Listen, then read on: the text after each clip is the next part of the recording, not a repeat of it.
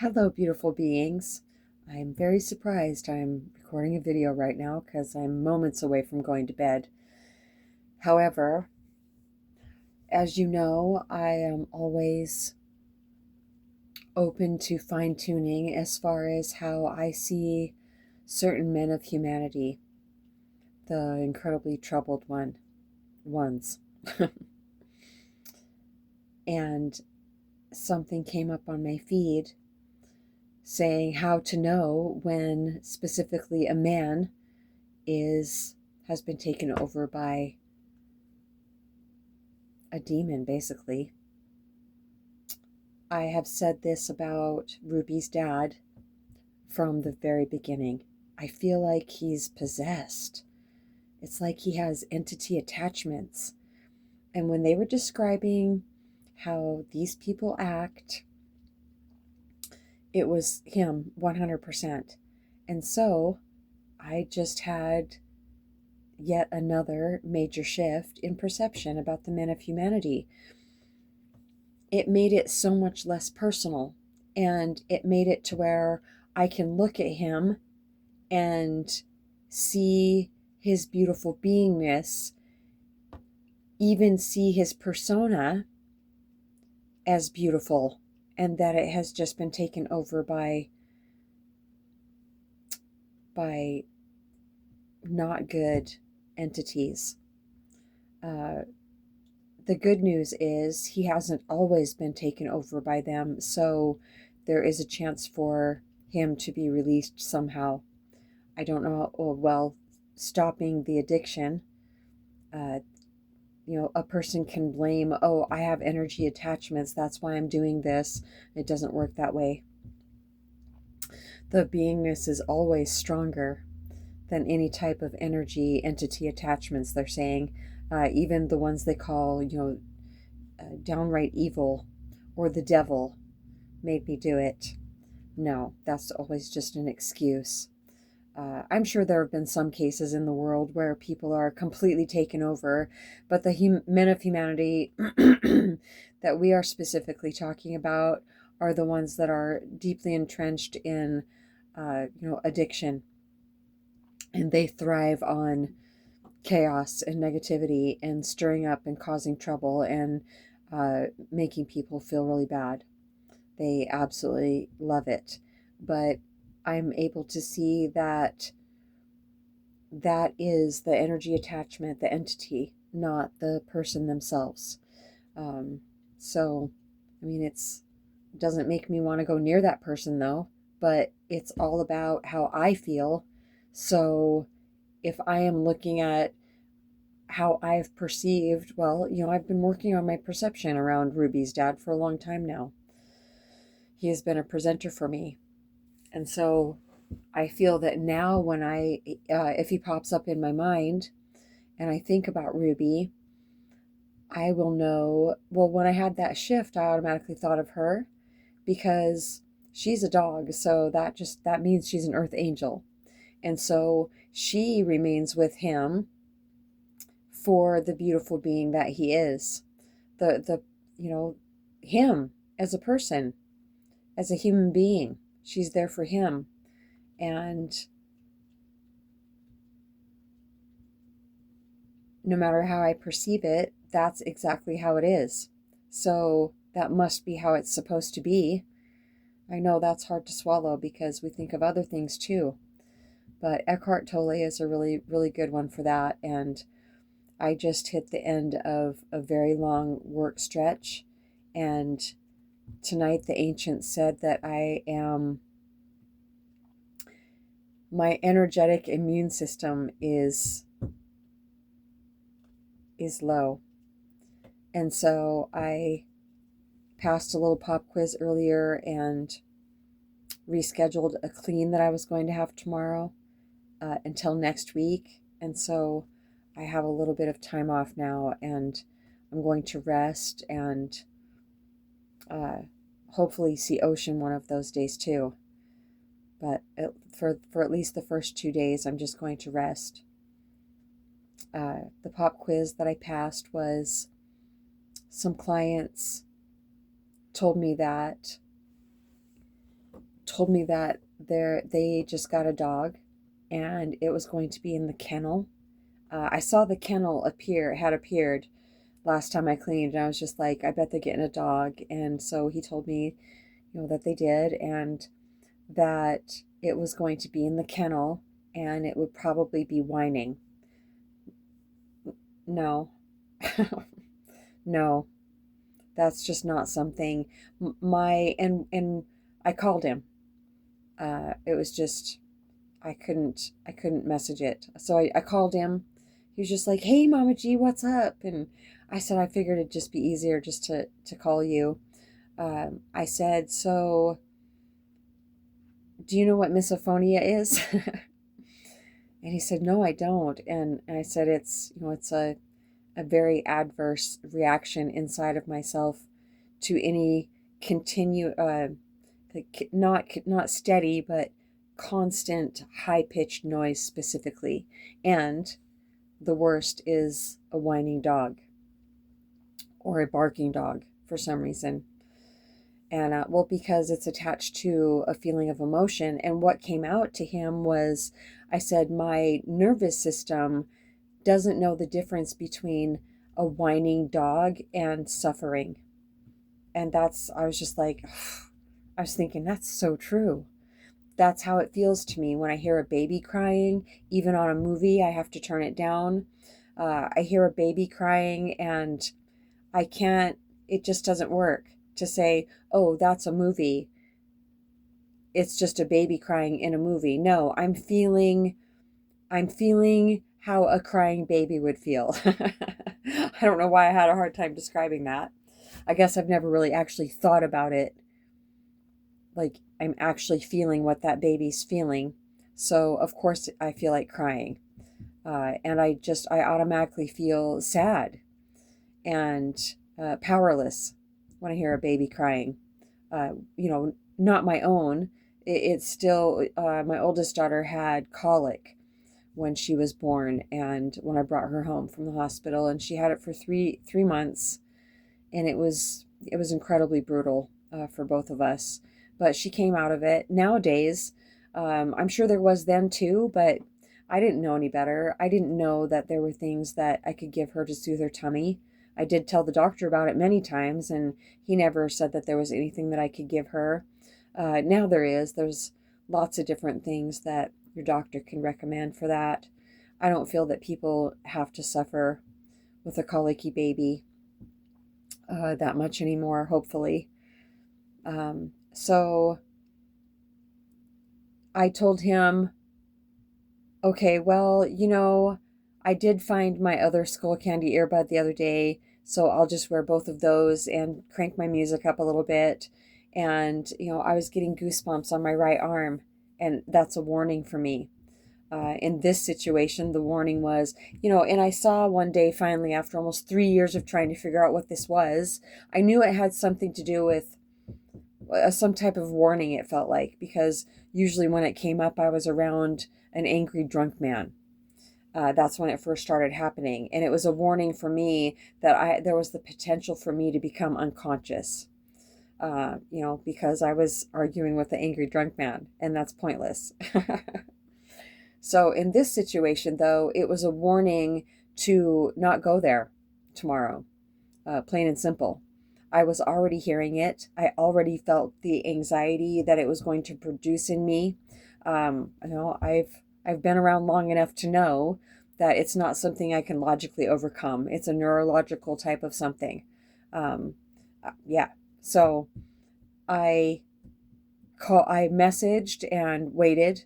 Only waited like 15 minutes, but I had just talked to him. So why couldn't he message me back? I don't know. I don't know what his profession is. So I waited, and then I called like I did before, because I waited, what was it, an hour in between, and usually like 45 minutes. So yeah, I don't know. So instead of just waiting for an answer, sometimes I just need to have the most direct approach as I possibly can to keep my mind quiet. If I am, what did you guys call it? I am energetically I don't have to remember. So I called and I said, and he didn't answer. He actually switched me to voicemail, and I said, "Oh, okay. Well, he must be busy."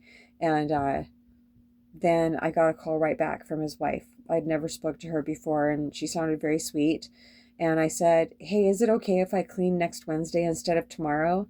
And she had already heard we had talked about, and she said, "Yes, no problem." And so that was it. Now I don't have to work tomorrow, and I don't have to be around a whining dog in a cage. Yeah, I know the crates. They're called crates, but it's a cage also. And in this situation, I'm sure that this dog is not mistreated at all. Um, but I don't have to be around it. Ask Ocean. I worked for these people. I cleaned for these people, and yeah, it was brutal. Their dog that they had. Yeah, I can't be around situations like that. If I can't do something about it, I don't need to be around it. Uh, okay, all right. And this wasn't a situation where I could have called animal control. It was different than like abuse. Just different things. I'm not going to get into it. But I just wanted to mention that shift of perception around seeing the men of humanity have entity attachments that really basically help keep them unconscious, and they're operating from an incredibly low place, but they can act like they are the best guy in the whole world. Lucky thing is they can't hide the crazy for very long at all. No, if you're patient, if you don't rush, you can really dodge some bullets by asking the right questions and just taking your time and not falling for the love bombing. The love bombing can feel really, really, really good, highly intoxicating. True love, they're reminding me, is a very gradual, steady type of foundation that's being built. And true love, there is absolutely no rush. It's divine timing. If a man is rushing me in any way, shape, or form, then no, absolutely not. Get away from me, because he just wants something from me. If he has to rush, he just wants something from me, and also he hasn't done any of his work yet. And I just don't have any time for anybody like that. That comes in and just wants to take my energy, wants to try to get a free ride. Well, it's not free for me. Uh, no, I'm done with letting people take my energy, even if that comes to they're thinking about me and I keep thinking about them because they're thinking about me. I can starve that now. I know how to do that, and even though it feels really good knowing that somebody that I admire is thinking about me, no, absolutely. If that person is not available, that's the bottom line. If they're not available, it doesn't matter how much I admire them. It doesn't matter how wonderful it feels that that person is thinking about me so highly that I'm picking up on them. And you may wonder, well, maybe it's just you thinking about that person. No, it's been long enough that I know that how it works at this point. And if I keep thinking about somebody, no, in this situation, no, it's even well, we're both thinking about each other. Yes, equally, except for I've been practicing so long, starving useless thinking, that the other person doesn't know how to do that yet. So they continue to think about me, and but I can starve it. It does take a while, and sometimes it's not completely, because if that person keeps thinking about me, then there's absolutely no way for me to shut that out, to not like have it come in, because I can't shut that down without shutting down, all aspects of my telepathy, getting it either from the ancients or from other beings on the planet. So when the thoughts of people that I feel really good about come in, but it's whatever, it's useless thinking, then all I need to do is recognize that, oh, I'm thinking about that again, and then stop thinking about it by thinking about something else, or just turning my attention away. It just takes practice to have thoughts go away more and more quickly all the time, especially if they are really emotionally charged. That takes a lot of practice. Yeah, and if it feels really good, if it's a man that I really admire, but he's not available, I have no right thinking about him because that will just lead to pain for me, for sure. So, yeah, no problem at all letting those thoughts go. I know exactly where it leads. I don't have any men that are friends. I just don't. It just doesn't seem to work. And that's totally fine. I am learning how to hold satsang with the male species, uh, how to navigate that when there's like a mutual attraction. And that's definitely something that I need to learn how to navigate, and how not to be so abrasive if a man appears to want to hold satsang with me, but he just has ulterior motives. That's going to happen. So I don't need to be mean about that. Just because I'm not, that's another reason. Just because I'm not attracted to the person, I don't need to be irritated because he wants more than just satsang. That's definitely going to happen to most of us. There's like over 8 billion of us on the planet now. Okay, so I think that's it for now. Yeah, I'm so happy I'm not going there with that whining dog tomorrow. Oh, it just makes me so happy. My only, since I feel so tapped out energetically, that's my priority. I'm going to rest. I'm going to switch vehicles with my oldest daughter tomorrow at some point, because my grandson's truck is the biggest gas guzzler I've ever drove. And so her truck gets definitely better gas mileage.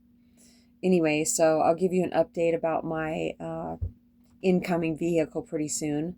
It's all in the works right now, and I just feel like I already know what my new vehicle looks like because I was shown pictures of it when I was at the car dealership. It's going to be here in a week, and he said he feels like that's the one. If we can find a rebuilt transmission for a 2015 Subaru Forester, I'm just putting it out there in the universe, then one for around $3,000, then that will be like the icing on the cake. That'll make what he has in his mind, how to get me into a new car, um, a different car. That'll make the process a lot easier because he's the one that's going to pay for that, because he'll go get the Subaru or he'll just have them fix it, and he'll pay for that and then resell the Subaru. And in the meantime, I'll have a new rig. It's very much like a Subaru Outback. It's called something else though, but it is still a Subaru, and it's all-wheel drive. I said, is it all-wheel drive? He's just like, of course. Of course it is. We're in Montana. What Subarus aren't all-wheel drive? And so, he showed me pictures of it, and I was just like, oh yeah, that's nice. And I feel like, of course, it'll be even better on gas than Black Sapphire was. So I feel like I did get a glimpse of my new car, and I don't feel any anxiety anymore. And that's really nice. And I don't have any fear. I feel like it was just the initial going down there, and I just felt so afraid that I was going to just hear, no, we absolutely can't help you. But that's not what happened. And there's 3 different people looking for a rebuilt transmission for it. One is my second son-in-law. He's the one that tried to give me a car through this at the very beginning of this. Okay, anyway, I'm getting very sleepy now. I think that's it for now. satsangwithmamaji@gmail.com. I didn't know the video would turn into a warning about,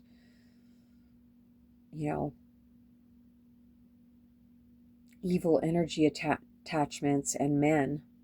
But it's just so creepy to me how nice they can act when they want something, and how they just drain us of all of our life force energy. Not all of it, but I've just been so incredibly sick, at times from being around somebody with such low energy. Yeah, it's definitely contagious. satsangwithmamaji@gmail.com. We love you so much.